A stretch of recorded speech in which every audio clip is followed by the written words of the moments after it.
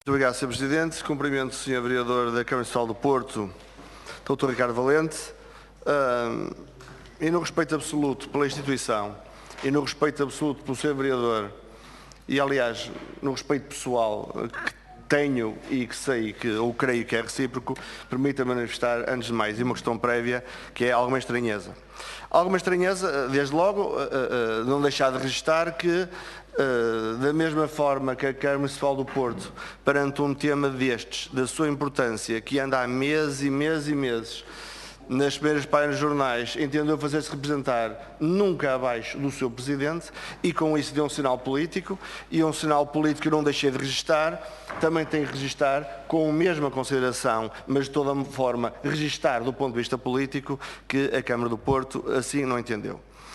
Também registar alguma estranheza, ser vereador, sem prejuízo daquilo que são as suas competências, se não fossem outras as suas competências específicas, para além do que é a variação e o seu percurso profissional, não deixar de registar que, ainda para mais, no seu caso, eu diria que é quase injusto, porque este percurso é um percurso de muitos meses que o apanha numa travessia e, portanto, vir dizer o que é que foi a evolução da posição da Câmara do Porto em relação a este tema, quero acreditar, oxalá que não, lhe provocará certamente alguma hesitação ou desconhecimento. E, por último, manifestar igualmente alguma estranheza, embora a explicação deve existir e nós vamos ouvi-la certamente, e isso lhe pedia, que o Sr. Presidente da Câmara Municipal de Lisboa esteve acompanhado da Diretora Municipal da Mobilidade e Transportes, sendo que a Câmara do Porto, salvo outra informação, tem um vereador especificamente dedicado à mobilidade e entendeu fazer deslocar à Assembleia, e oxalá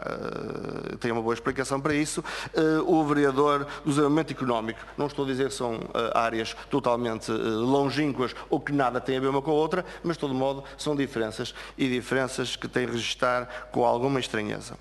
Em relação a este tema, parece-me que quase todas as perguntas foram feitas. Aquilo que aparentemente o Partido Socialista quis fazer, e se calhar quis fazer em boa hora, foi ouvir entidades pela sua importância, pela sua relevância, pela sua proximidade, e pela sua responsabilidade, estão mais perto do problema.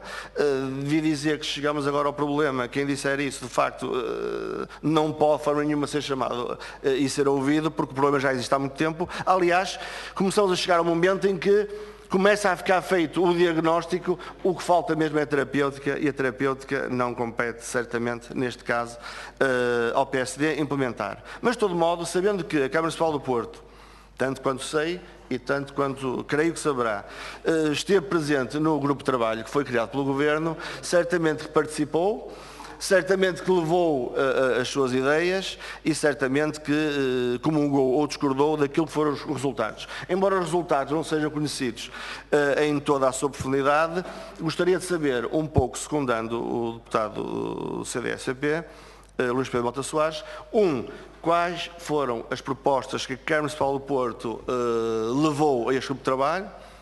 2, se essas propostas se as viu refletidas naquilo que são as conclusões? 3, até que ponto é que as conclusões do grupo de trabalho refletem aquilo que o Porto acha, ou se não concorda com elas, até porque elas não só não foram unânimes, como nem sequer reuniram à sua volta todos os principais interessados no tema.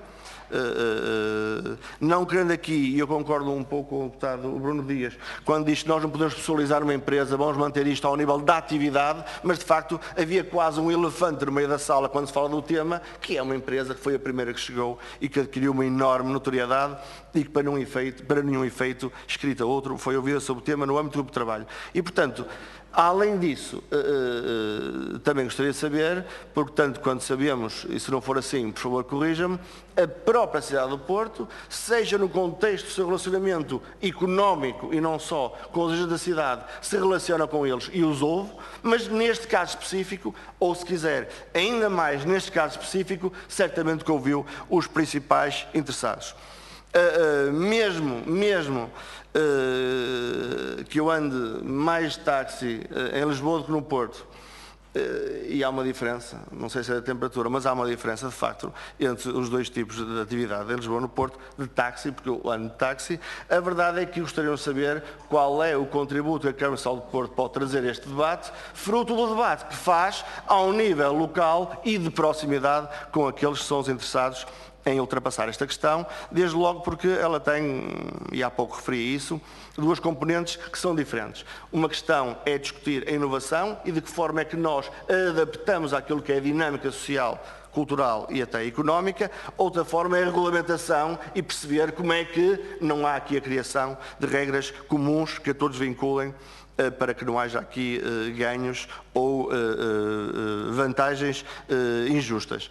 Sr. Vereador, era à volta destes temas que gostaria de saber a posição da Câmara Municipal do Porto, que aqui representa hoje. Muito obrigado. Obrigado, Sr.